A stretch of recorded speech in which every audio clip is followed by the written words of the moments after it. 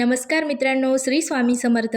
तुमच्या आजूबाजूला काही लोक अचानक विचित्र वागू लागले आहेत का? तुमच्या प्रत्येक निर्णयावर कोणीतरी लक्ष ठेवत आहे का, असे तुम्हाला वाटते का? तुमच्या यशामुळे काही लोक अस्वस्थ झाले आहेत का? जर तुमच्या मनात असे प्रश्न येत असतील तर आजचा हा व्हिडिओ शेवटपर्यंत नक्की पहा. ज्योतिषीय शास्त्रानुसार काही काळ असा असतो की काही राशींच्या व्यक्तींना मत्सर्य विरोध, गैरसमज, खोटे आरोप किंवा गुप्त षडयंत्राचा सामना करावा लागू शकतो.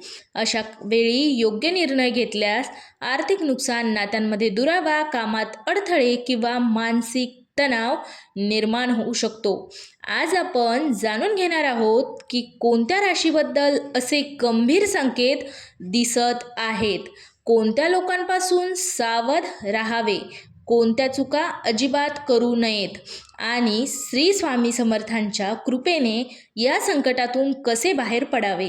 मात्र एक गोष्ट लक्षात ठेवा, हा व्हिडिओ कोणत्याही व्यक्तीबद्दल भीती निर्माण करण्यासाठी नाही. ज्योतिषीय संकेत हे सामान्य मार्गदर्शन म्हणून पाहावेत. योग्य विचार, संयम आणि सतर्कता यांमुळे अनेक अडचणी टाळता येऊ शकतात.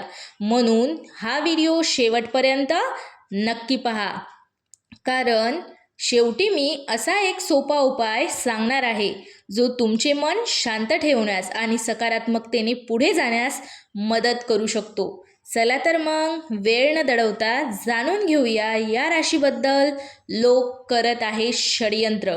वेळेतच जाणून घ्या, नाहीतर होईल मोठे नुकसान.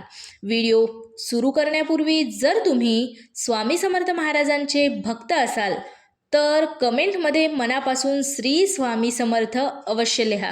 व्हिडिओला एक लाईक करा आणि अशा ज्योतिषीय व अध्यात्माशी संबंधित माहितीसाठी आपल्या चॅनलला सबस्क्राईब करायला विसरू नका.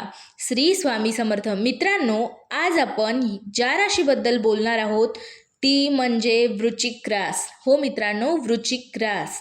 ज्योतिषीय शास्त्रानुसार सध्या या राशीच्या काही व्यक्तींनी विशेष सावध राहण्याची गरज आहे. याचा अर्थ प्रत्येक वृश्चिक राशींच्या व्यक्तीसोबत हेच घडेल असा नाही, परंतु काहींना अशा परिस्थितीचा सामना करावा लागू शकतो. गेल्या काही दिवसांपासून तुमची प्रगती, तुमचा आत्मविश्वास किंवा तुमचे वाढते यश काही लोकांना खटकत असू शकते. तुमच्या जवळची असल्याचा आव आणणारी एखादी व्यक्ती तुमच्या गोष्टी इतरांपर्यंत पोहोचवत असेल किंवा तुमच्याबद्दल गैरसमज निर्माण करण्याचा प्रयत्न करत असेल.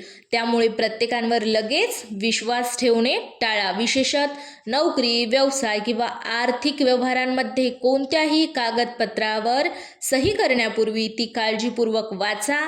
कोणालाही तुमचे पासवर्ड, बँकेची माहिती किंवा वैयक्तिक माहिती सहजपणे देऊ नका. छोट्या निष्काळजीपणा मोठ्या अडचणीचे कारण ठरू शकतो. जर तुम्ही नवीन व्यवसाय सुरू करण्याचा विचार करत असाल तर भागीदारी करण्यापूर्वी सर्व अटी स्पष्ट करून घ्या. फक्त गोड बोलण्यावर विश्वास ठेवू नका. प्रत्येक निर्णय विचारपूर्वक घ्या. कौटुंबिक जीवनावरही किंवा कौटुंबिक जीवनातही संयमाची गरज आहे. एखाद्या छोट्या गैरसमजावरून वाद वाढू शकतात. रागाच्या भरात घेतलेला निर्णय नात्यांमध्ये दुरावा निर्माण करू शकतो.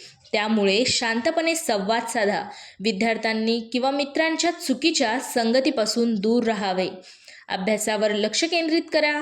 सोशल मीडियावरील अफवा किंवा दिशाभूल करणाऱ्या माहितीवर लगेच विश्वास ठेवू नका. आरोग्याच्या बाबतीत झोप आणि ताण आणि आहार याकडे दुर्लक्ष करू नका. मानसिक तणाव वाढल्यास निर्णय क्षमता कमी होऊ शकते.